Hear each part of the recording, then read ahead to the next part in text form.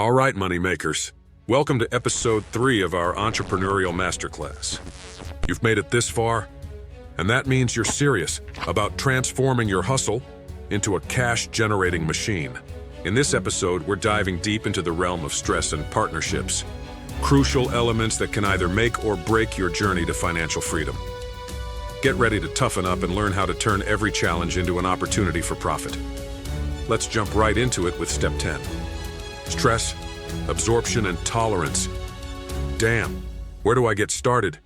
Your ability to make money is absolutely equivalent to your ability to absorb stress.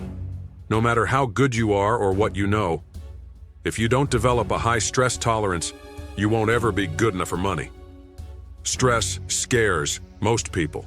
It even makes them sick. In some cases, it even kills some people because of heart attacks. What you need to understand is that stress is a good thing. In fact, I can definitely assure you that stress is an absolutely amazing thing. But like everything powerful, it should be learned to be controlled. When you don't have stress, you don't have the drive to actually go out there and take care of the tasks that need to be finished in order to earn money. There will always be things that seem difficult to control, especially in the beginning. It will be the first time you are facing a challenge, every time, until a quite long time has passed, and now everything seems like a recap of past experiences. Learn to absorb stress. How do you do that? Well, imagine a stoner. He doesn't give a fuck about anything. And imagine an emotional person who is running around like a nutcase. What you need to do is be something in the middle of them. Think about everything, but don't take anything emotionally. There is this famous quote that says, "Man suffers because he takes seriously what God made for fun."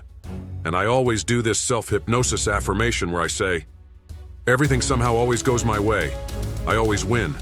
I always come out untouched. And this helps me all the time.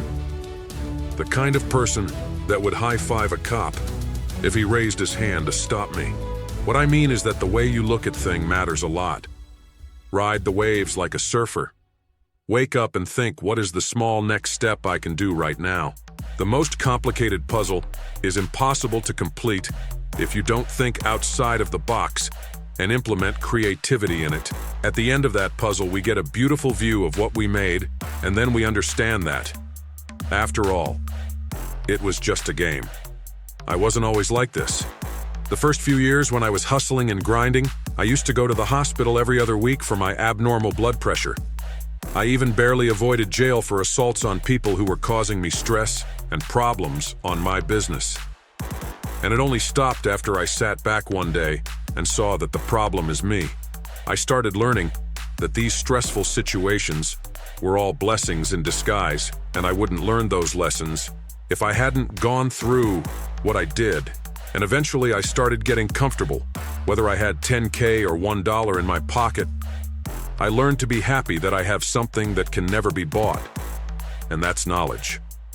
Seek knowledge within you. Improve yourself 1% every day, and you will definitely see that every time it gets easier and easier for you to take care of bullshit. Trust me, the inner you, which is your subconscious mind, would not put you through hell if you didn't have a greater purpose. So in conclusion, face and absorb all the stress you can find. A matter of fact, chase stress and wrestle with it every chance you get. The more you wrestle stress, the more submissive the world will be towards you. And you, my friend, will make this world your bitch. Step 11. Find a way to do business with people who have mutual interest. 2 cars in the road. Don't have contracts that they won't crash, but they don't because the interest for both of them is not crash. Don't make the mistake of thinking that just because you and somebody are both working on something, it means that he or she has a mutual interest in it as you. I had more business partners and contractors than a school has students. Trust me when I say some people will burn down the whole ship just because they can't be the captain. And some people will risk their own profit just to try and do something that makes them feel like a smart ass.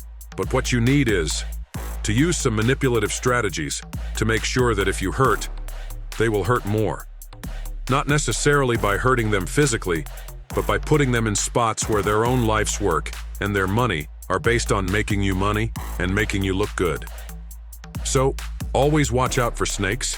Never snake anybody, but always make sure you set traps for snakes in your yard.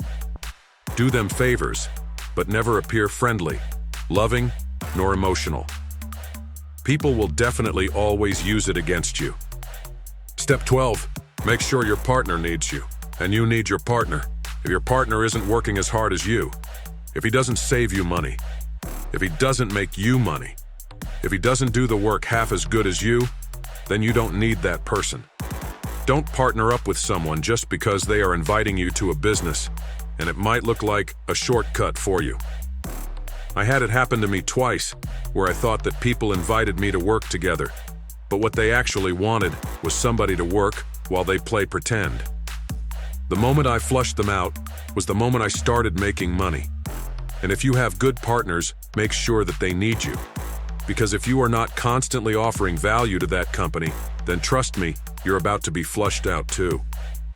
You have to become irreplaceable while making sure nobody else is irreplaceable. Step 13, image sells. Flexing is important. If you can drive a nice car, then drive it. If you can buy fancy stuff that makes you look richer, then by all means do it.